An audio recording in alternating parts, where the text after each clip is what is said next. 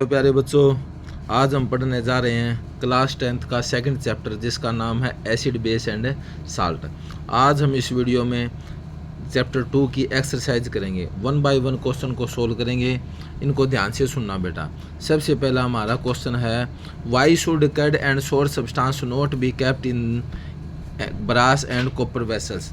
ऐसे कहता है कि कर्ड और जो सोर सब्सटेंस होते हैं उन्हें कभी भी ब्रास और कॉपर वेसल्स में नहीं रखना चाहिए। क्यों नहीं रखना चाहिए? Curd and other substance contain acid, क्योंकि जो दही और अदर सब्सटेंस होते हैं उनके अंदर एसिड होता है। There for when they are kept in brass and copper vessels, जब इनको ब्रास और कॉपर वेसल्स के अंदर रखा जाता है तो मेटल रिएक्ट विद एसिड, क्योंकि जब भी मेटल एसिड के साथ रिएक्शंस करती है तो वह हाइड्रोजन गैस को प्रोड्यूस करती है और साथ में हार्मफुल प्रोडक्ट भी पैदा करती है और स्पॉइलिंग द फूड, और वो उससे खाना खराब हो जाता है। इसलिए हमें कभी भी दही और खट्टे पदार्थों को ब्रास और कॉपर के बर्तनों में नहीं रखना चाहिए। नेक्स्ट क्वेश्चन है बेटा, which gas is liberated when acid react with metal. ये कहता है कि कौन सी गैस प्रोड्यूस होती है जब एसिड के साथ मेटल रिएक्ट करती है। हमें पता है बेटा, जब भी कोई मेटल है उसको जब एसिड के साथ मिलाया जाता है तो हमारा बनता है साल्ट। क्या बनता है बेटा? साल्ट। और निकलती है हमारी हाइड्रोजन गैस। क्या निकलती है? Hydrogen gas. तो यह कहता है बेटा आंसर में, hydrogen gas is usually liberated when acid react with metal. जब भी एसिड मेटल के साथ रिएक्शंस करते हैं तो हाइड्रोजन गैस निकलती है। डायग्राम में देखते हैं बेटा, हमारे पास है जिंक ग्रेनुअल्स, यानी हमारे पास है जिंक मेटल के ग्रेनुअल्स, और जब इसके अंदर H2SO4 मिलाया जाता है। H2SO4 क्या है यहाँ पर? H2SO4 है यहाँ पर एसिड। जब मेटल और एसिड आपस में रिएक्शंस करते हैं तो हाइड्रोजन गैस प्रोड्यूस होती है। हाइड्रोजन गैस को जो साबुन के सॉल्यूशन में से निकाला जाता है तो यहाँ से बबल्स बनते हैं। किसके बबल्स बनते हैं? हाइड्रोजन के भरे हुए बबल्स बनते हैं साबुन के अंदर से। और जब इस हाइड्रोजन को हम जलाते हैं तो कौन सी साउंड प्रोड्यूस होती है बेटा? Pop sound. कौन सी साउंड पैदा होती है बेटा? Pop sound. ये था हमारा आंसर। इसमें क्या लिखा है बेटा? Take a few piece of zinc granules. आप जिंक के कुछ दाने लो। जिंक के जब हम कुछ दाने लेते हैं और उसको 5 मिलीलीटर डाइल्यूट H2SO4 के अंदर डाला जाता है और सेक इट, जब उसको हिलाते हैं तो जो हाइड्रोजन गैस पैदा होती है, प्रोड्यूस होती है, उसको सोप सॉल्यूशन से पास किया जाता है। जो बबल्स होते हैं सोप्स के वे बनते हैं। और सोप के अंदर कौन सी गैस होती है बेटा? Hydrogen gas. तो इस रिएक्शंस को हम करते हैं, इसको यहाँ से डिलीट कर दो, क्योंकि जिंक हमेशा ही H2SO4 के साथ रिएक्शंस करती है तो बेटा कौन सी गैस प्रोड्यूस करती है? Hydrogen gas. तो आपका बनता है जिंक सल्फेट और आपकी बनती है हाइड्रोजन गैस। क्या बनती है बेटा? Hydrogen gas. ये था बेटा। यदि हम टेस्टिंग करके देखते हैं, we can evolve hydrogen gas by burning with the pop sound. जब भी हाइड्रोजन गैस को जलाते हैं तो पॉप साउंड पैदा होती है। नेक्स्ट क्वेश्चन देखते हैं बेटा। यह कहता है कि मेटल का कोई कंपाउंड है जिसका नाम ए है, वो हाइड्रोक्लोरिक एसिड के साथ रिएक्शंस करके एफरवेसेंस पैदा करता है, लेकिन जो गैस प्रोड्यूस होती है वो बर्निंग कैंडल को बुझा देती है, बंद कर देती है। तो उसकी केमिकल रिएक्शंस लिखो। और क्या कहता है? For the reaction if one of the compound form with calcium. वो कहता है कि उनके जब रिएक्शंस करते हैं तो हमारा एक कंपाउंड बनता है जिसको हम बोलते हैं कैल्शियम क्लोराइड। क्या बोलते हैं? Calcium chloride. तो आंसर देखते हैं बेटा। हमारा जो ए कंपाउंड है वो है हमारा कैल्शियम कार्बोनेट। और जब हम उसकी HCl के साथ रिएक्शंस करवाते हैं तो पॉजिटिव नेगेटिव, तो कैल्शियम क्लोराइड बनता है बेटा। इसको बैलेंस करो। हाइड्रोजन प्रोड्यूस करने के लिए हम 2 लगाते हैं तो आपका क्या बना? CaCl2 calcium chloride. और यहाँ पर क्या बना? H2। लेकिन जब भी CO3 टूटता है वो टूटता है CO2 और O के अंदर, यानी नेसेंट ऑक्सीजन पैदा करता है। वो नेसेंट ऑक्सीजन हाइड्रोजन के साथ जुड़कर वाटर बना देती है और साथ में निकल जाता है CO2। क्या निकलता है बेटा? CO2। ये आपकी रिएक्शन थी। आंसर पढ़ते हैं बेटा। ये कहता है कि आपका वो कंपाउंड है कैल्शियम कार्बोनेट, जब उसकी HCl के साथ रिएक्शंस कराई जाती है आपका बनता है कैल्शियम क्लोराइड, कार्बन डाइऑक्साइड और वाटर प्रोड्यूस होता है। नेक्स्ट क्वेश्चन देखते हैं बेटा।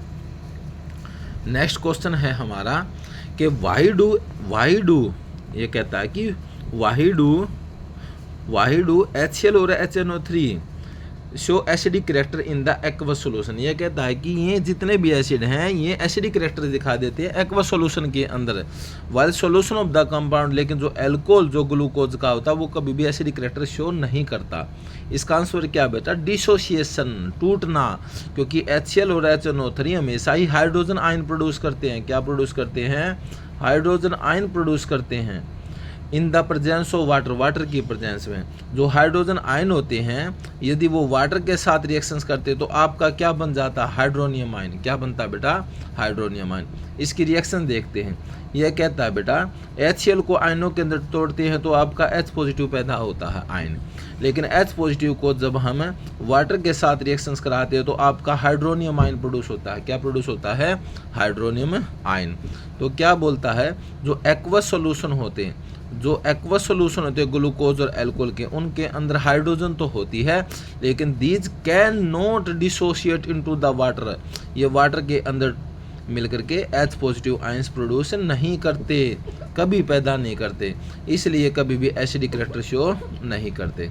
नेक्स्ट क्वेश्चन है बेटा, ये कहता है कि जो aqueous solution of the acid connect electricity, यह कहता है कि एसिड का जो सॉल्यूशन होता है उसके अंदर से इलेक्ट्रिसिटी पास क्यों हो जाती है, क्योंकि एसिड हमेशा ही डिसोशिएट होता है सॉल्यूशन के अंदर किस फॉर्म में, आयन बनाने के लिए, और जो आयन होते हैं वही रिस्पॉन्सिबल होते हैं कंडक्शन ऑफ इलेक्ट्रिसिटी को चलने में काम करते हैं।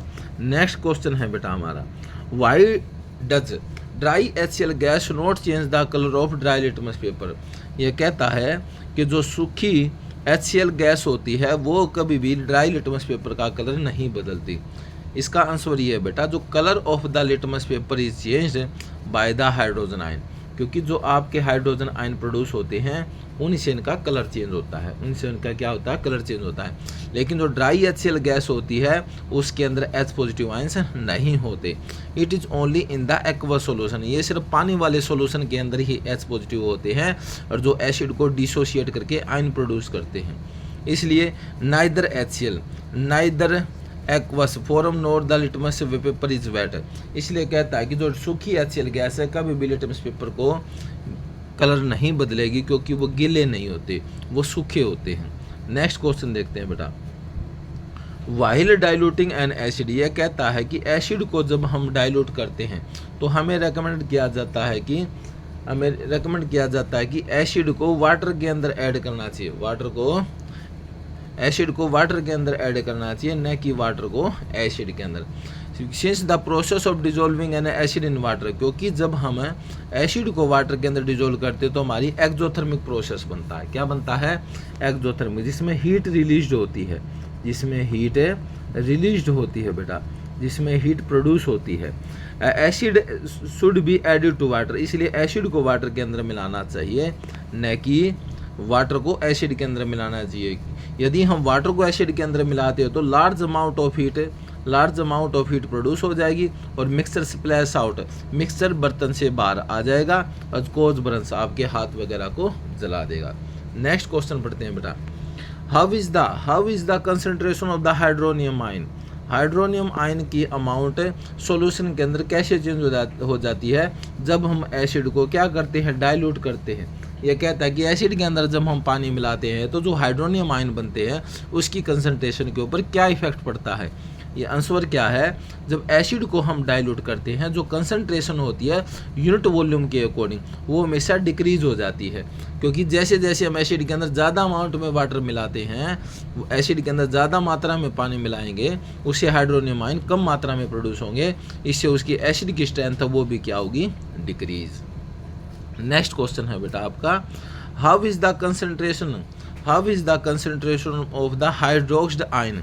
यह कहता है कि जो हाइड्रोक्साइड आयन की जो कंसंट्रेशन है कैसे इफेक्ट होती है यदि उसके अंदर और भी ज़्यादा बेस मिला दिया जाए। यदि आप ज़्यादा बेस मिलाओगे तो जो हाइड्रोक्साइड आयन है जो बेस को शो करते हैं, किसको शो करते हैं, बेस को शो करते हैं, तो उसके ऊपर क्या प्रभाव पड़ेगा। यह कहता है कि जैसे जैसे कंसंट्रेशन हाइड्रोक्साइड आयन की बढ़ती है, क्योंकि जब हम ज़्यादा बेस मिलाते हैं, क्योंकि ज़्यादा बेस मिलाने से हाइड्रोक्साइड आयन की अमाउंट बढ़ती चली जाती है। तो ये थे बेटा आज हमारे क्वेश्चन, और कल हम नेक्स्ट पार्ट करेंगे। आशा है कि आपको ये क्वेश्चन अच्छी प्रकार से समझ में आए होंगे। तो कल हम नेक्स्ट पार्ट करेंगे। ओके बेटा, धन्यवाद।